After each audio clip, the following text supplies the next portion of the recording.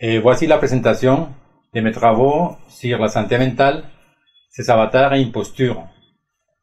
C'est pour Christelle, Thérèse et ma petite fille Valentine que je voulais présenter mes travaux sur santé mentale. A new psychological study from the National Institute of Mental Health. Just this morning, along with his longtime psychiatrist. Circle of depression is growing wider, broader. 15% of women suffer from this disorder. Affecting over 20 million Americans. Changes that have occurred in the brain. Abnormalities in the neurotransmitters. She's got a problem, they've got a drug. 6 million American kids take prescribed medication. Psychiatric care. But what if the criminal is mentally ill? The punishment, a form of aversion therapy. Chatting with cures on the show, but I want to... OCD. Oppositional defiance disorder. Schools criticized for overprescription. Donde quiera que mires, ahí está. ¿Piensas que la psiquiatría no tiene nada que ver contigo? Piénsalo otra vez. Todo el campo de la psiquiatría se ha metido en cada faceta de tu vida. They basically believe that everyone is mentally ill. You smoke too much, it's a disease. You're too unhappy, it's a disease. You're too thin, it's a disease. You're too fat, it's a disease. Where are these coming from? These are coming from the minds of psychiatrists that are dreaming these things up, writing papers and getting published with their names on it, creating these new diseases. First he said that I had ADD. Then he said that I was depressed. Then he said I might be bipolar, but I don't have ADD anymore. And he said, you know, I've been noticing you, and I wonder if you have it too. What they decided is that both my husband and my son had a chemical imbalance that needed to be corrected with a chemical balancer.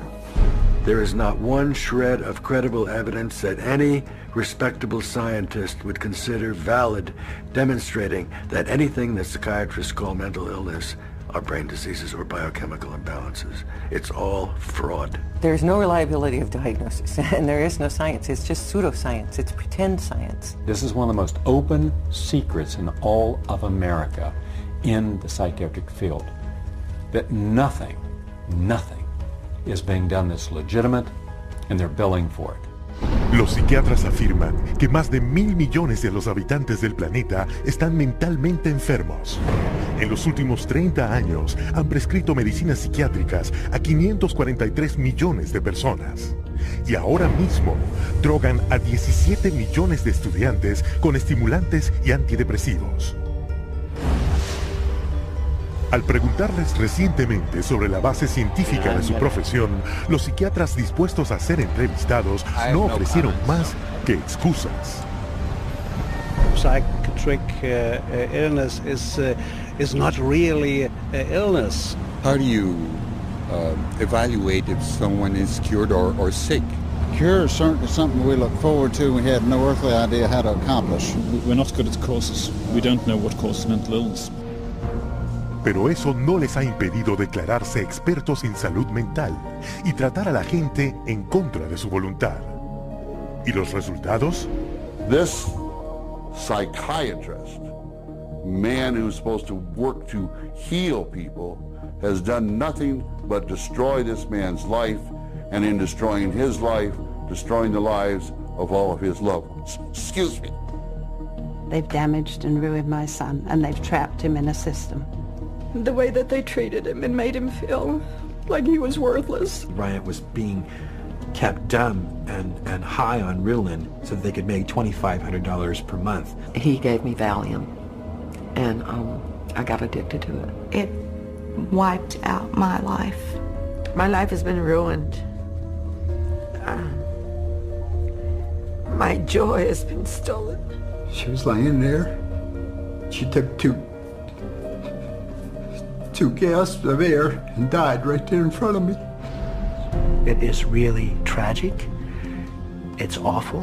And it's being done for money. That's why it's being done. Oh, it's got to be in the billions. I don't know the exact number, but it's got to be in the billions. It's just unbelievable. This is so big that it boggles the mind. Toma la tragedia humana que acabas de ver y multiplícala por millones. En las últimas 4 décadas murieron en hospitales psiquiátricos del gobierno casi el doble de americanos que en todas las guerras de Estados Unidos desde 1776. Las compañías de seguros pagan 69 mil millones de dólares al año por servicios psiquiátricos, doblando el costo de las primas de seguros médicos. Y mientras se embolsan más de 2 billones de dólares al año, los psiquiatras no pueden mostrar ni una sola cura. ¿Difícil de creer? Eso es exactamente con lo que cuentan. Y como te mostraremos, esa es la forma en que desde el principio se han salido con la suya.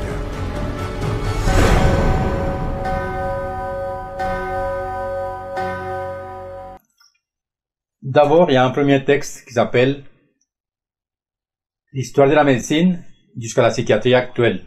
Un deuxième travail qui s'appelle Quel traitement en santé mentale au XXIe siècle.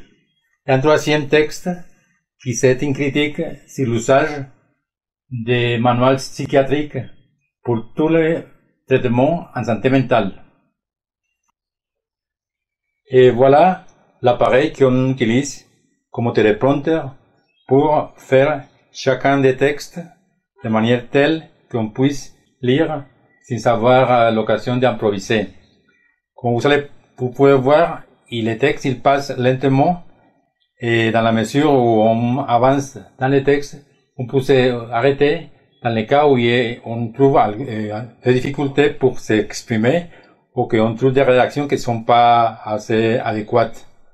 Voilà, je vous envoie ça avec beaucoup mon amour et mes respects et j'espère que vous voyez que la tablette de ma fille fonctionne correctement dans les textes qu'on avait fait au départ.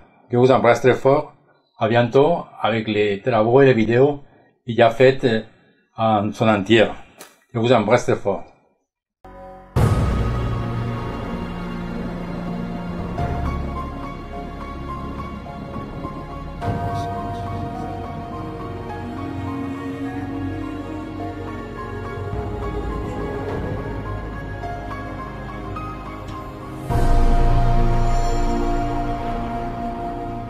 The roots of psychiatry have to do with control, power, and alienation from certain groups of people who were uncomfortable to be around. They were locked up in these places to get them out of the way. The history of psychiatry, I think, really is related to institutions. El Hospital Bethlehem Royal de Londres fue una de las primeras instituciones psiquiátricas del mundo. Conocido comúnmente como Bedlam, el hospital no era más que un depósito para quienes se creía que estaban locos. Se encerraba a los internos en jaulas, closets y establos, se les encadenaba a la pared y se les azotaba, mientras el hospital cobraba la admisión para que el público los viera. En el siglo XVIII, William Bally fue el primero en promover que sus hospitales podían curar a los enfermos mentales. Los manicomios de Bally lo hicieron el hombre más rico de Inglaterra, aunque sus tratamientos eran tan inhumanos como los practicados en Bedlam sin un solo paciente curado. Su éxito financiero desencadenó un auge en el negocio de los manicomios y la oportunidad para que los psiquiatras se aprovecharan de esta nueva industria. This was an era where, on both sides of the Atlantic, specialized institutions for the mentally ill are beginning to be built in large numbers. Those institutions date back certainly to the beginning of the 18th century, and in a few cases even earlier than that.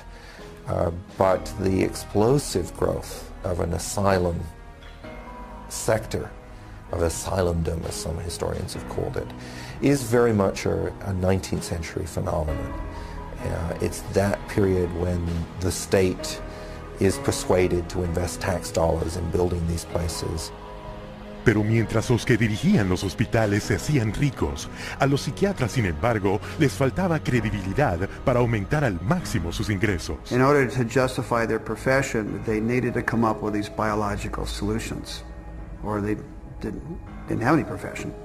The only way for them to solve that was to attempt to start believing that these people that were suffering from emotional disorders was from a biological basis. Whatever was done to make this person more manageable would be simply called a treatment. And the sad reality is that many of these so-called treatments were, in essence, torture.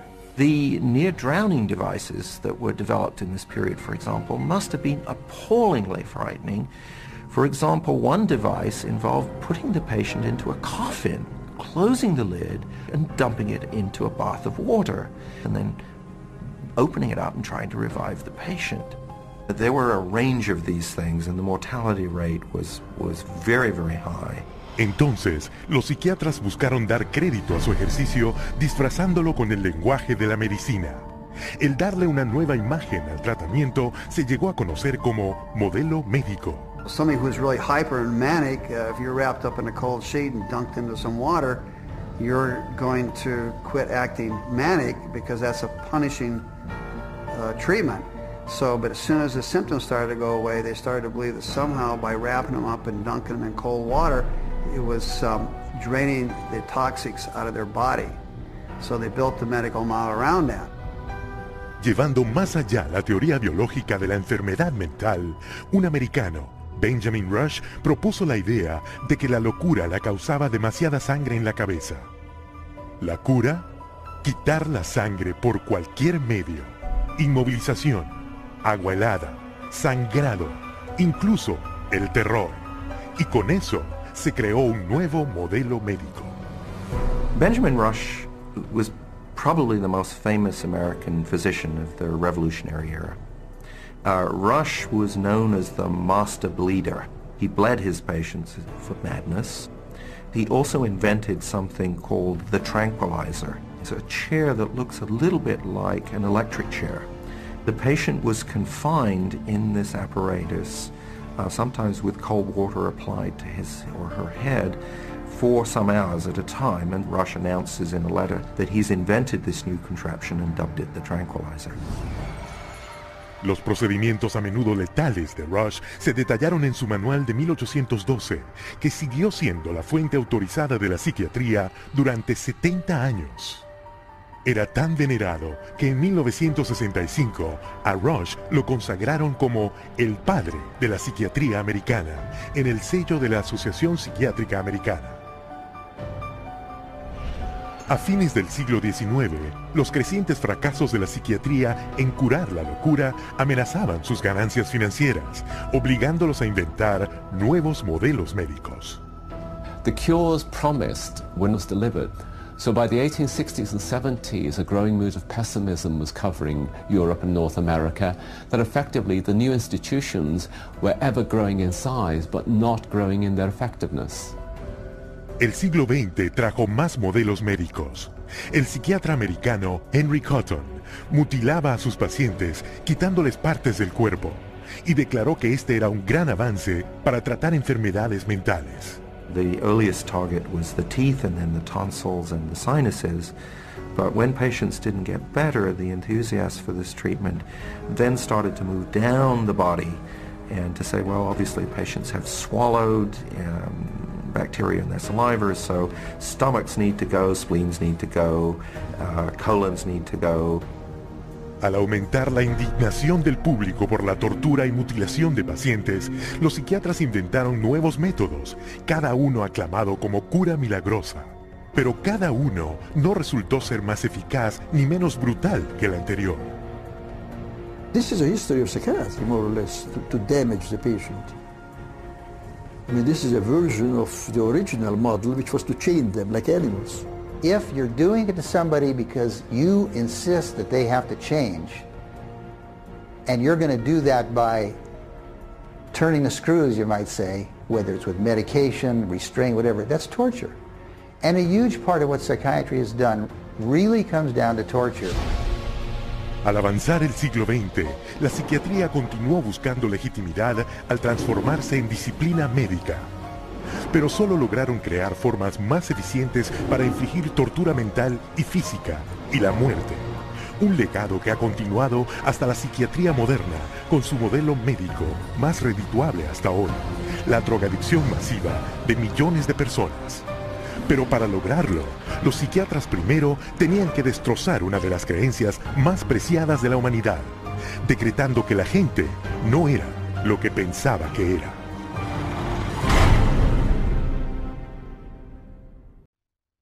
La formación en salud mental, sus avatares e imposturas.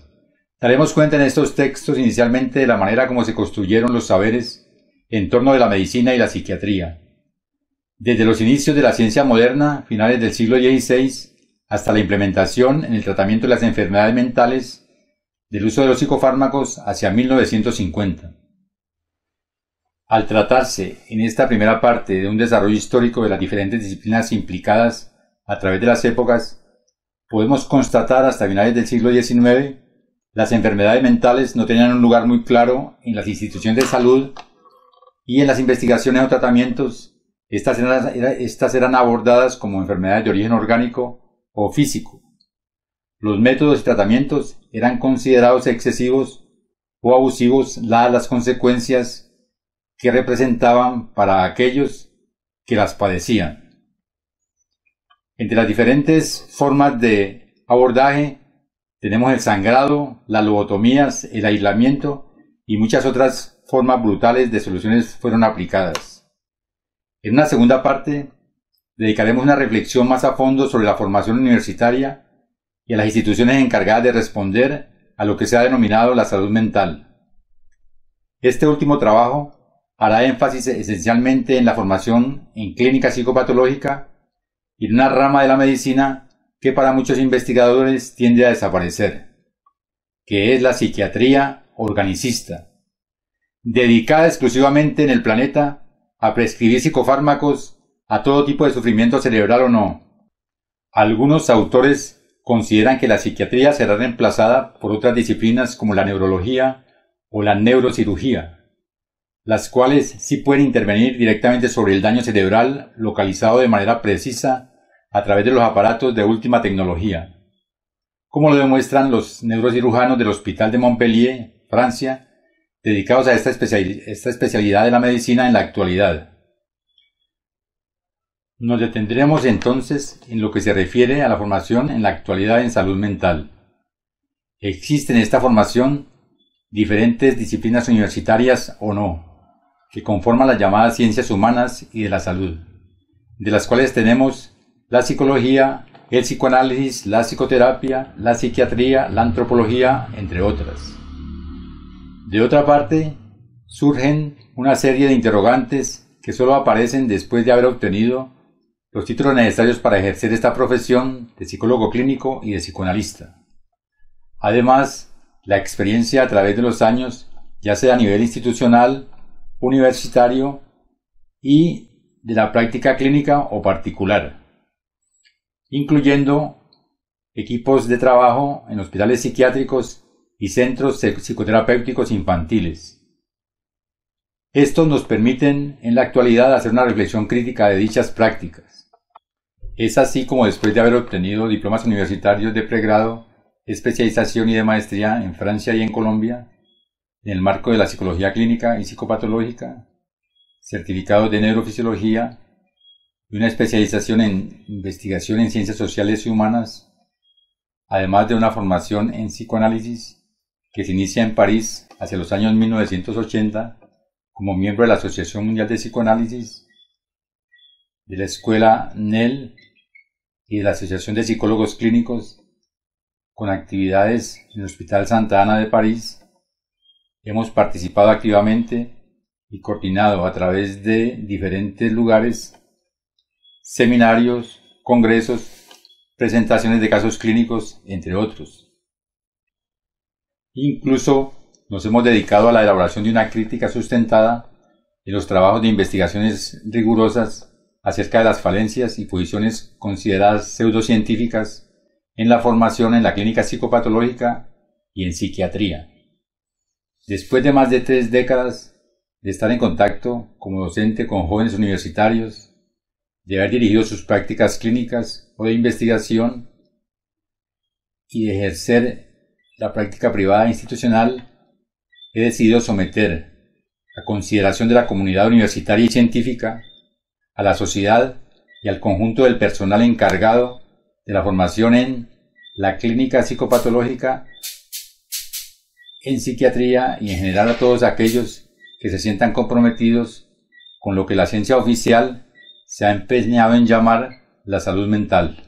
De esta manera proponemos una serie de reflexiones críticas que hacen dudar del carácter científico de los abordajes que en ese campo se realizan en la actualidad en la formación de este personal, sea a partir de la psiquiatría, las neurociencias, las nuevas tecnologías y de las terapias cognitivo-conductuales. Además, se busca demostrar cómo los grandes monopolios de los laboratorios productores de psicofármacos buscan no solo llenar económicamente sus arcas, sino transformar a los médicos y psiquiatras en mercaderes de sus productos, ya que los profesionales no tienen conocimiento de los efectos y consecuencias de los fármacos que formulan. ¿Qué pensar cuando los resultados de las investigaciones sobre los psicofármacos son realizados por los mismos laboratorios sin que exista una verificación externa de los mismos?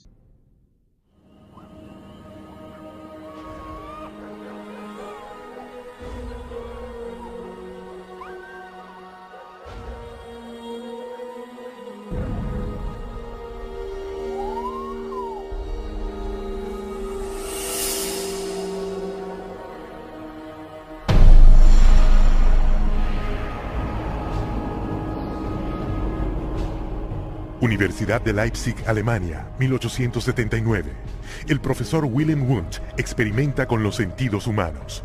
Wundt declara que los pensamientos, personalidad y comportamiento del hombre no son más que reacciones químicas del cerebro. Wundt became frustrated with his inability to change behavior because he was dealing with the original, psychology. That's the psyche, that's the soul. He created a new science, which was based on man being an animal without a soul, to be trained, not to be a thinker, but to be trained. Estudiantes de todo el mundo se reunieron para estudiar la nueva definición del hombre por Wundt como un organismo sin alma. El espíritu de la época lo resumió el filósofo alemán Friedrich Nietzsche. Gott ist tot. Gott bleibt tot. Wir haben ihn umgebracht. Siguiendo la teoría de Wundt, el ruso Ivan Pavlov experimentó con animales buscando métodos de modificar el comportamiento. Pavlov studied in Wilhelm Wundt's laboratory in Leipzig, Germany, in the late 1800s. And he experimented with dogs, with electrodes and stimulus response, denying privileges to denying rewards. And he noticed that when you brought out some food in front of animals, dogs in particular, that they would begin to salivate. So he'd ring the bell at the same time that he brought the food out, and then eventually, instead of bringing the food out, he just rang the bell, and of course the dogs got all excited. He called that a conditioned reflex. Los primeros sujetos humanos de Pavlov fueron niños. Les perforaba la mejilla para reunir y medir su saliva. Pavlovian conditioning became one of the major foundations of a lot of behavioral science research in the 20th century. La idea de que se podía controlar el comportamiento con condicionamiento repetitivo se conocía como conductismo. The behaviorists believed that all children are animals and can be trained as animals. This was the view of behaviorists.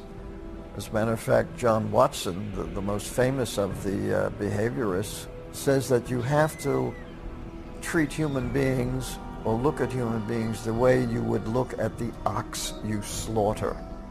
See, the behavior is not interested in what's up in your head or your soul because they don't believe there is a soul. El sucesor de Watson, el psicólogo de Harvard B.F. Skinner, creía que todo comportamiento podía manipularse para adaptarse a cualquier fin que el psicólogo conductista buscase. Skinner developed what's called operant conditioning, where he was able to demonstrate you can change animal behavior by certain schedules of reinforcement, by giving them rewards at certain times, and then you can teach pigeons to play ping pong, for example, and you can teach rats to run mazes. And you can teach human beings to seek certain economic or societal rewards. Skinner could actually shape new behavior patterns, and this actually was the sort of thing he quite soon became very famous for. Quizás su experimento más famoso era la caja de Skinner. He was designing a Skinner box, which is something like a big playpen, but everything in it's controlled. The temperature's controlled, the light's controlled, and so on. And the idea is then you present children with certain stimuli that you want them to learn to react to. Durante casi un año, Skinner aisló a su hija en una caja, similar a las que se construyen para las ratas. The child was stimulated and had to respond in a certain way, like a chicken or a rat in a cage, because they firmly believe that children are animals. If you believe, though, that a child is a human being, you can't train him like a rat. Hoy, el Instituto Nacional de Salud Mental de Estados Unidos paga casi $40 millones al año del dinero de los contribuyentes para la investigación de psicología conductista. Un total de $19.000 millones desde 1948. Con esos fondos, los psiquiatras aplican las mismas técnicas de condicionamiento desarrolladas por Pavlov, Watson y Skinner. Un buen ejemplo, un centro de detención juvenil donde se conecta a los niños a baterías de 270 voltios y se les dan choques en la llamada terapia de aversión.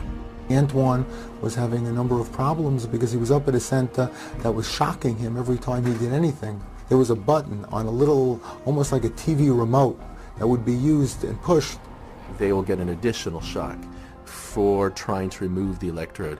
So they're expected to sit there and let this electricity pass through their skin without trying to remove it.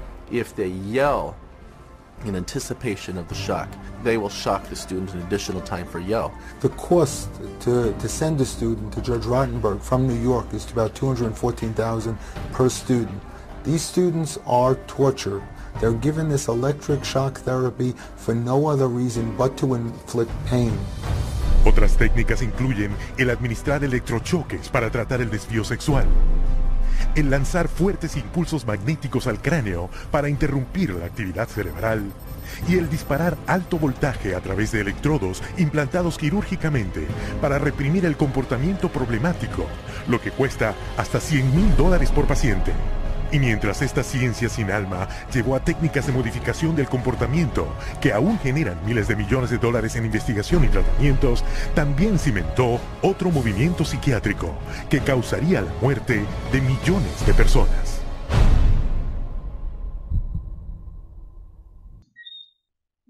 El objetivo final de estos laboratorios es masificar los tratamientos a toda la población mundial y buscar en lo que ha llamado el psiquiatra norteamericano Alain Frances, realizador y colaborador de la redacción de los diferentes manuales estadísticos en psiquiatría durante casi 40 años, el DSM, quien en el momento de la elaboración del último manual estadístico, el DSM-5, rechazó de plano lo que se ha denominado en su libro, que tiene el sorprendente título «Somos todos enfermos mentales», donde el autor escribe como subtítulo de su libro «Contra el abuso de la psiquiatría».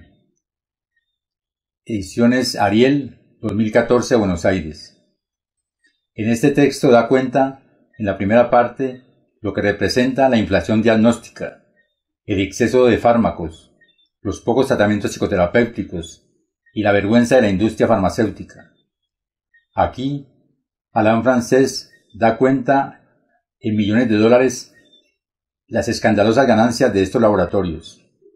En consecuencia, nuestro interés es sustentar a partir de diferentes autores e investigadores, a partir de diferentes instituciones y asociaciones dedicadas alrededor del mundo a proponer un abordaje diferente del sufrimiento humano, en sus aspectos, sean desde el psicoanálisis, la clínica psicopatológica, las diferentes formas de psicoterapia, las cuales afirman que el malestar del sujeto presente en nuestras sociedades, las nuevas formas de familia, las relaciones afectivas, el malestar presente en los nuevos síntomas, en la actualidad, el aburrimiento generalizado en muchos jóvenes y adolescentes, el descontento general, las diferentes formas de adicciones, no solo a las sustancias, sino también a las nuevas tecnologías.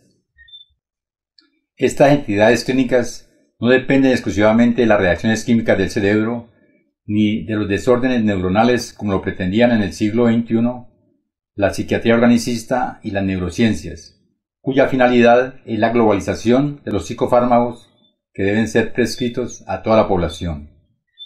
Se desconoce, por descuido o por falta de rigor científico, en todas las instituciones y universidades encargadas de la formación en salud mental, que cuando se habla de manuales estadísticos de diagnóstico, se está hablando de cifras numéricas, es decir, porcentajes, con el único fin que esto que se denomina trastorno sea acompañado de una prescripción de un medicamento.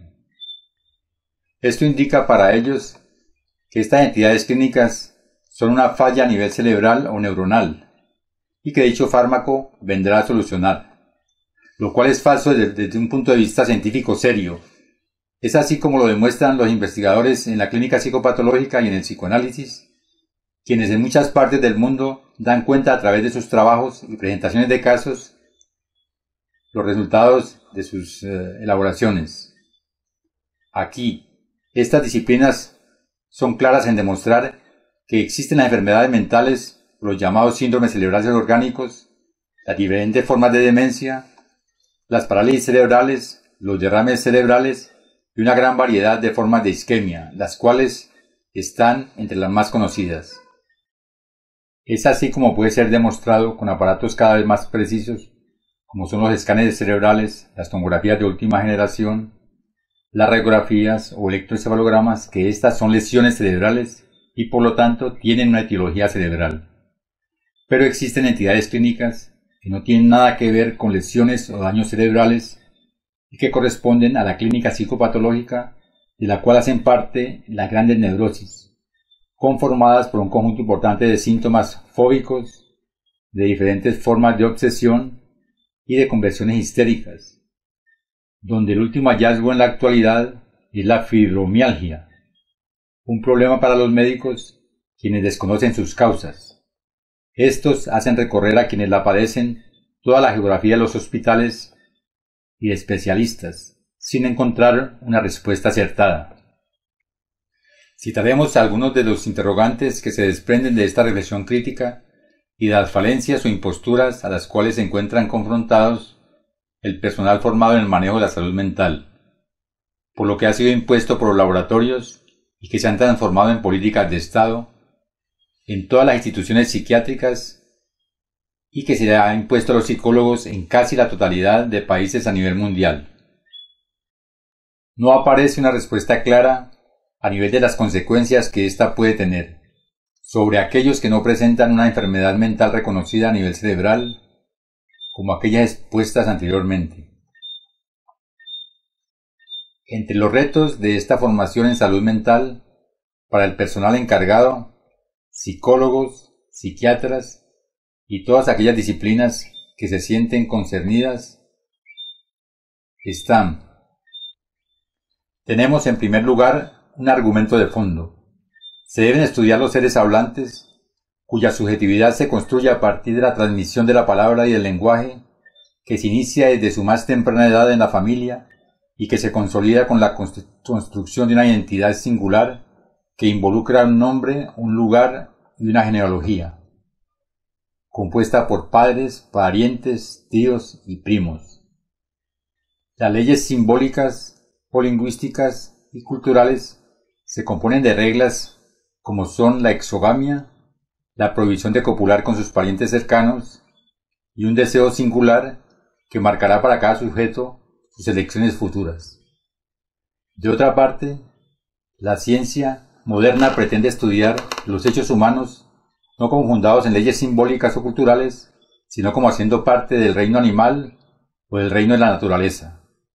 Se escucha en los grandes medios de comunicación que para todos los hombres o los animales la sexualidad está condicionada por el exceso o defecto de una molécula llamada oxitocina, que es segregada por el cerebro. Pero aquello que no se dice es que el humano tiene que pasar por leyes simbólicas o del lenguaje, como el galanteo, la seducción, la palabra, para acceder a una pareja. De otra parte, existen numerosos síntomas que no pueden localizarse en el cuerpo, tales como las múltiples formas de fobias, los síntomas obsesivos y las conversiones en el cuerpo de los sujetos histéricos. Solo se pueden encontrar respuestas a partir del lenguaje y de las reglas que rigen todas las conductas y comportamientos humanos. Las respuestas a estas entidades psicopatológicas no pueden encontrarse en absoluto en ninguna de las sustancias, líquidos o en formas de lesiones cerebrales.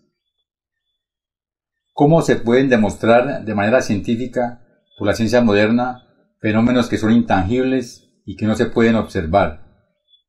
Pero la psiquiatría organicista persiste y es un deber de los investigadores denunciar esta impostura pseudocientífica que ellos quieren imponer y que ésta sea tratada solamente a partir de psicofármacos. De allí que los antropólogos y sociólogos desde sus inicios han podido separar y demostrar de manera científica la diferencia entre lo humano y el animal, es decir, entre naturaleza y cultura. Una de las dificultades mayores para el estudiante en clínica psicopatológica o en psiquiatría es poder hacer una separación clara en las formas o métodos de estudio de los hechos humanos.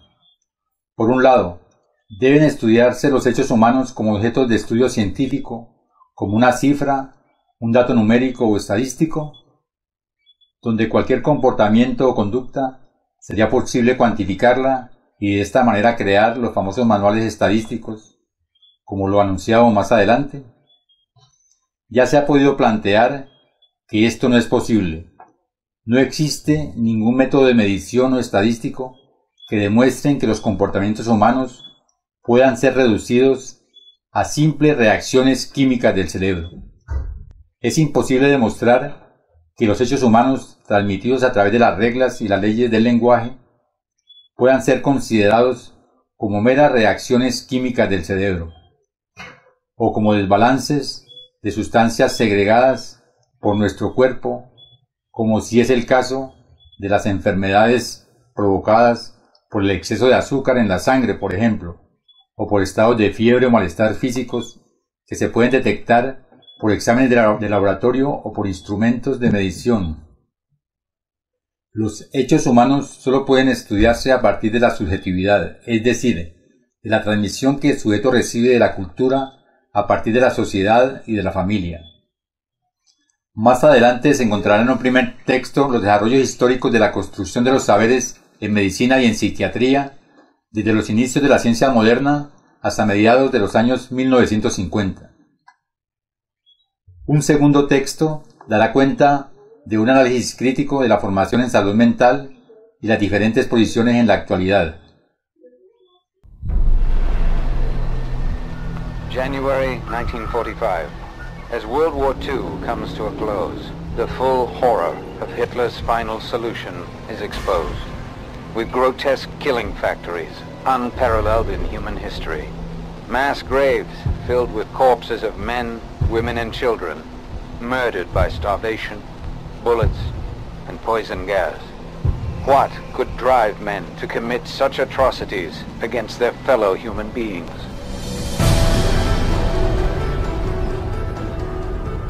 La respuesta es la pseudociencia llamada eugenesia, creada y promovida por psiquiatras décadas antes de que los nazis llegaran al poder. The eugenics movement got started in 1883 with Francis Galton, and he felt that human beings should take evolution in their own hands, and that the most talented individuals, the most healthy individuals, the most attractive individuals should have more offspring. There was great concern that people that they considered had poor genes were reproducing faster than the people they considered had good genes. They felt that a medical solution might be the proper one. This is what led to the sterilization movement. It resulted in sterilization of mentally ill people, sterilization of retarded people, sterilization of people we don't like politically and sociologically. So the problem is not with genetics. The problem is a pretend phony genetics used to justify inhumane social policies. Aunque nunca se ha probado que sea más que una teoría, a principios del siglo XX, la eugenesia se había extendido a casi 30 países, de Inglaterra a Brasil, México, Suecia, Rusia y en particular Estados Unidos, donde la esterilización forzada se practicaba ampliamente. Eugenics movement in Germany was somewhat different than the eugenics movement in the United States in that there were many more physicians and psychiatrists. Alfred Ploetz was one of the pioneers in the German eugenics movement and how to control the population of those whom he considered inferior. In 1905, along with his brother-in-law, Ernst Rudin, he established the first organization for racial hygiene. Alle Nationen haben sich mit einer außergewöhnlich großen Menge an minderwertigen, schwachen, kranken und Verkrüppelten abzugeben. Durch kluge Gesetze über Sterilisation würden wir auch in der Lage sein, den vernünftigsten Weg der Zeugung herbeizuführen. Hitler particularmente admiraba al eugenicista americano Madison Grant. Hitler proclamó que el libro de Grant, La desaparición de la gran raza, era su Biblia personal. En su libro Mi lucha, Hitler aclamó la eugenesia como la ciencia que reconstruiría Alemania. Körperlich oder geistig gesund ist, dem ist es nicht erlaubt, seine Krankheit an seine Kinder weiterzugeben. Das Recht auf persönliche Freiheit wird durch seine Pflicht, die Rasse zu beschützen, eingeschränkt.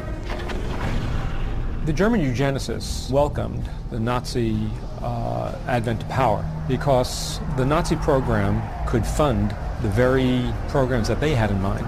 The Nazis gave them political support, financial support, and conversely, the psychiatrists gave the Nazis a medical justification for their genocidal policies. Something like 40% of German psychiatrists had joined the SS by 1933. They weren't forced into the SS, they just joined it naturally, because the beliefs were very, very similar. Rudin and his work led directly to the decision to move from sterilization to murder. Su plan era sencillo.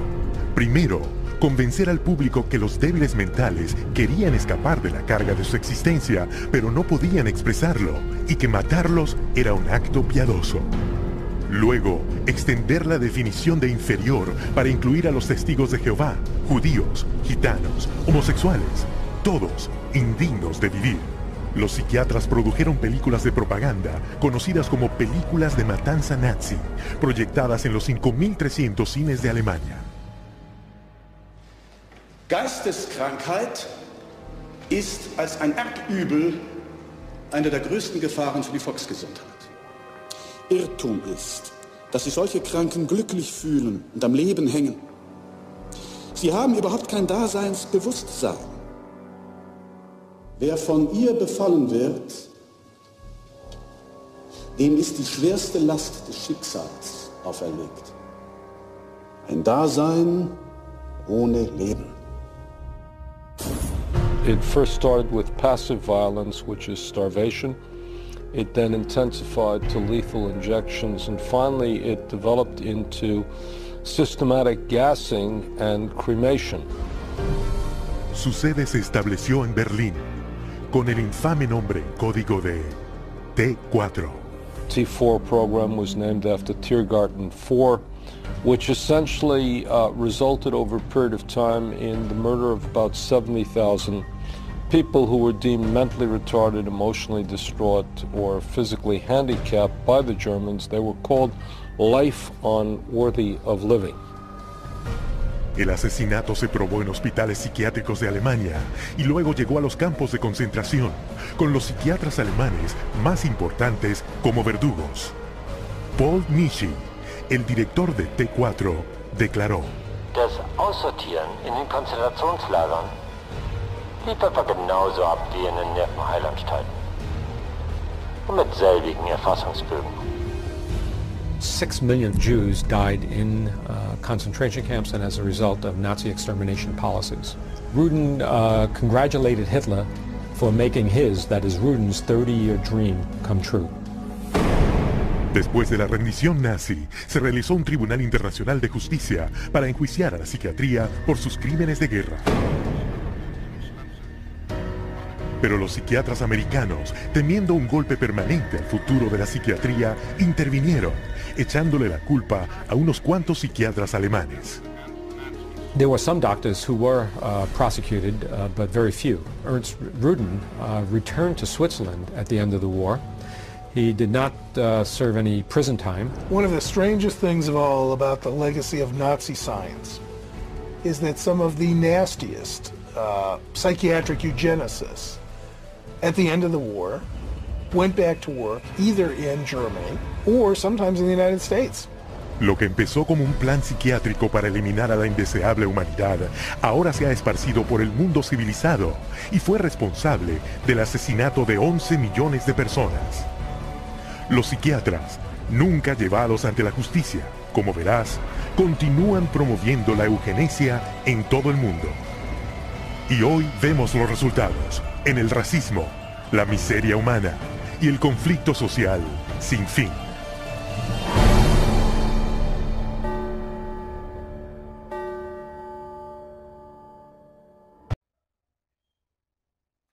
Primera parte. Guía de reflexión crítica para todos aquellos que consideran que los hechos humanos, sus conductas, sus sentimientos y comportamientos no pueden reducirse a causas cerebrales, como si es el caso de las grandes demencias y los síndromes cerebrales orgánicos comprobados.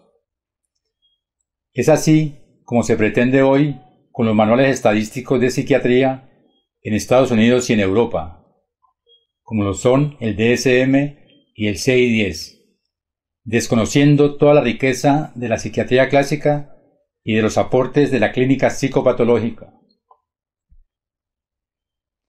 ¿Qué está pasando en Norteamérica y en Europa desde finales del siglo pasado y ahora aún más en el siglo XXI con la llamada salud mental?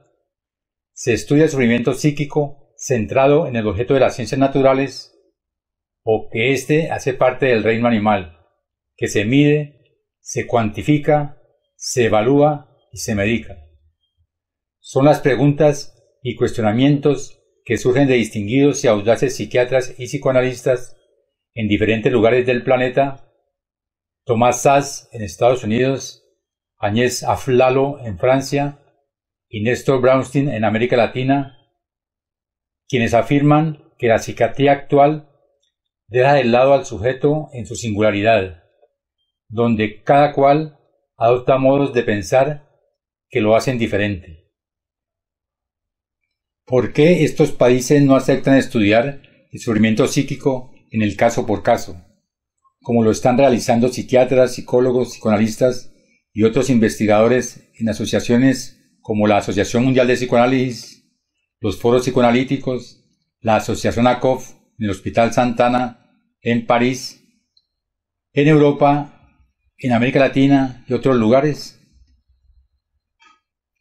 ¿Será que por fin se va a saber que en Estados Unidos y en el norte de Europa que la clínica psicopatológica está fundada en la gestión financiera de los grandes laboratorios farmacológicos asociados con aquellos que pretenden medicar cada vez más a la población?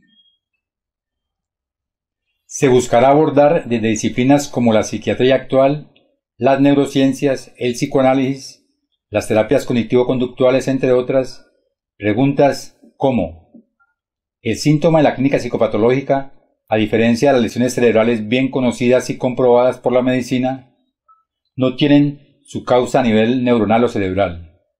Entonces, ¿por qué la psiquiatría actual, asociada con los grandes laboratorios farmacéuticos, las neurociencias y las técnicas cognitivo-conductuales, se empeñan en tratar estos síntomas que no tienen una etiología cerebral únicamente con medicamentos, cuando se desconocen su verdadera etiología u origen? ¿Será que los fundamentos de la psicopatología, del comportamiento y de la conducta humana tienen su origen en las funciones del cerebro, como lo sostiene la psiquiatría actual y las neurociencias a partir de sus manuales estadísticos, el DSM y el CI-10, y en su masificación de tratamientos con psicofármacos en el siglo XXI? ¿Cuáles son las características de la conducta y el comportamiento humano que no se pueden comparar con las experiencias de los animales, ratas, monos, entre otros, como lo presentan los científicos en sus laboratorios y en los medios de comunicación? ¿Por qué la vida del hombre, a diferencia de aquella del reino animal, se encuentra completamente modificada por el uso del lenguaje y su estructura? ¿Por qué los humanos no podrían sobrevivir al nacer si no existe un entorno familiar que los proteja? El reto en estos inicios del siglo XXI, en lo que respecta a la clínica y la psicopatología, comienzan a ser conocidos por el tesón y valentía de algunos pensadores e investigadores de diferentes disciplinas interesados en desenmascarar mecanismos oscuros que encierran las disciplinas orientadas a enfrentar la llamada salud mental. En este caso debemos partir de planteamientos pseudocientíficos, pues estos carecen de una teoría que los sustente y que imponen como único modelo, sin poder dar cuenta de ello, que el cerebro y sus reacciones químicas y neuronales están a la base de la conducta y el comportamiento humano normal y patológico. Desde luego, existen en neurología clínica diferentes afecciones del cerebro, muchas de ellas conocidas desde finales del siglo XIX, que se denominan síndromes cerebrales orgánicos, como son los accidentes cerebrovasculares, los derrames, las parálisis cerebrales, múltiples formas de isquemia y formas de demencia. Ellos han descrito y demostrado científicamente su validez. El problema toma dimensiones desconocidas cuando la psiquiatría actual, asociada con los grandes laboratorios farmacológicos, las neurociencias y las terapias cognitivo-conductuales, deciden que las pasiones, el malestar que invade cada vez más al sujeto en su relación con su entorno, los comportamientos y sus conductas deben ser tratadas con fármacos, después de ser evaluados a partir de pruebas estadísticas iguales para todos. La psiquiatría actual no solo reduce al sujeto y su complejidad a un dato estadístico, sino que además se benefician de lucros que representan ganancias escandalosas para los grandes laboratorios, quienes a su vez transforman a los profesionales y sus aliados para la masificación y generalización del consumo de psicofármacos a través del planeta, donde la consigna sería un fármaco para todos por igual.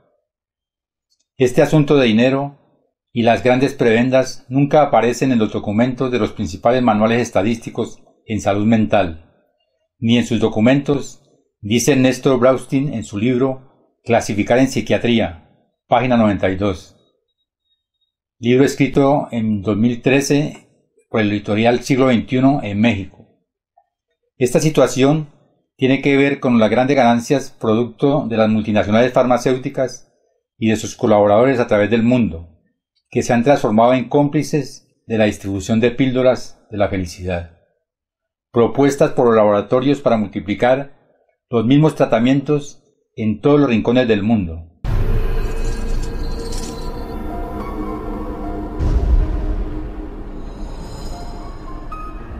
After World War II, a new eugenics was resurrected out of the bones and ashes of the old eugenics.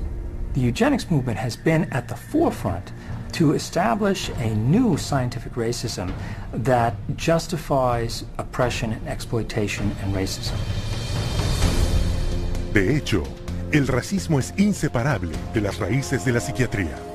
The entire history of psychiatry, beginning with scientific conclusions that were made in the 1830s, was an effort to prove the intellectual inferiority of African Americans. Benjamin Rush is the father of modern psychiatry, and he is the one that gave us the term nigritude. He said that all blacks have inherited this disease, and this particular disease, it caused them to be inferior. In addition to that, it was the reason why it was very important that blacks remain segregated and separate from whites so that whites did not inherit this disease. Afirmando que la negritud era una forma de lepra, Rush justificó la segregación como una necesidad médica, y eso se volvió un argumento para continuar la esclavitud. The fact that you have brutalized a whole group of people had nothing to do with that. It had everything to do with some genetic link, and that basically you were just a diseased person. So when a slave master wanted to get rid of a recalcitrant slave, they could just say, oh, well, they're suffering from this disease. Drapetomania, that is the name of the mental disorder that was contrived by Samuel Cartwright, who said that blacks have a mental disorder if they had a desire to run away from slavery. Running away became such a common problem that psychiatrists attempted to give that a disease. He says, but that's a cure for that. And the question was, well, what's the cure for that? Frequent whippings, frequent whippings. You'd be surprised how that disease clears up when the lash is put in place of their excuses. Después que se abolió la esclavitud, el racismo psiquiátrico no solo persistió, se intensificó. La revista americana de psiquiatría oficialmente declaró que como los negros eran descendientes de salvajes y caníbales, no estaban listos para una civilización superior, mientras su pseudociencia de la eugenesia aumentó sus actividades racistas. There is a clear and long and intimate connection between the eugenics movement and the Ku Klux Klan. Harry Laughlin, who was the Carnegie Institution's director of the Eugenics Record Office, had close relationship to the Ku Klux Klan through the publication of a book called White America, which was written by a major Klan leader. So Laughlin wrote a glowing review of the book in the Eugenics News. And at the same time, you have the Ku Klux Klan using eugenics to justify their racist goals. Pero el racismo psiquiátrico no era exclusivo de Estados Unidos. Algunos de los peores abusos del siglo XX ocurrieron en Sudáfrica, donde el gobierno adoptó las mismas teorías y prácticas racistas utilizadas por Hitler. Esto no fue coincidencia. El primer ministro había estudiado eugenesia como estudiante de psicología en la naciente Alemania nazi de los años 20. Dr. Hendrik Verwoerd is regarded as the architect of apartheid. He saw South Africa as a divided state with whites, blacks and brown people living in totally separate areas, with black people having no rights whatsoever. Con el apartheid implementado, los psiquiatras establecieron hospitales mentales por todo el país, que de hecho no eran más que campos de esclavos. These places operated under a private company by the name of Smith, Mitchell and Company. They were saving money through the cheap accommodation for psychiatric patients, while making massive fortune out of money that Parliament had appropriated for medication. So it was a corrupt system. Cuando finalmente se sacó a la luz esta operación, se descubrió que 67,000 presos habían perecido, mientras al mismo tiempo los psiquiatras habían cobrado $117 millones en fondos del gobierno sudafricano. La Organización Mundial de la Salud publicó un informe declarando que la psiquiatría cultivaba el racismo y que el apartheid tenía paralelos en la posesión y trata de esclavos. En 1971, en Estados Unidos, el psiquiatra Louis Jolly West, continuando el legado de racismo de la psiquiatría, ideó un experimento secreto de terapia de aversión llamado Centro de Violencia. Su plan, financiado por el gobierno, era implantar electrodos en el cerebro de hombres afroamericanos e hispanos para darles choques si mostraban cualquier comportamiento violento. Y si eso no funcionaba, castrarlos químicamente con drogas. Cuando la proposición racista de West enfrentó la indignación del público, el plan se archivó. Aunque las implacables teorías racistas de la psiquiatría fueron neutralizadas, no fueron detenidas. En 1994, el psicólogo Richard Herrnstein, coautor de La curva de Campana, afirmó probar que los negros eran genéticamente discapacitados y por tanto inferiores a los blancos. The bell curve really argues a very old eugenics idea. It argues that people are born with different kinds of intellectual abilities, that these are inborn pretty much at birth. It goes back to the notion that somehow black people are genetically and biologically inferior to white people as a way to justify what was really its programs of social racism and social sexism. And you see that kind of thinking going on in public school testing and IQ testing and educational testing and tracking. And this new tool fit into that old mold. It was a new tool that could prove the intellectual inferiority of African Americans. Psychiatric profession has done great damage, certainly in the past, and far too many in the present too, to subvert democracy and perpetuate racial stereotypes, even more, deep racism in society. We have to battle against this continual misinformation, disinformation, pseudoscience. It can be repackaged in whatever form or format it is. But if it is based solely upon the color of one's skin and then is the merit of that human being, I just reject it. Y hoy, la llama del odio continúa ardiendo, alimentada por mentiras pseudocientíficas. Este es el legado de la psiquiatría, como justificación para el racismo y pretexto para la represión política.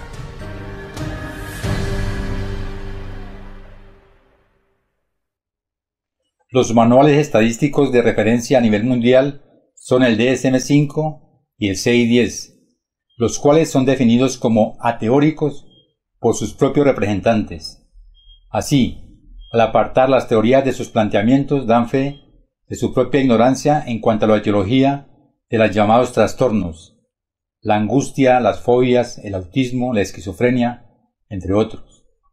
Todos son tratados con los mismos medicamentos porque estos son considerados de orden orgánico y son reacciones químicas del cerebro, afirman ellos, como si el cerebro fuera la sede de todos los sentimientos, las pasiones, la personalidad, el comportamiento.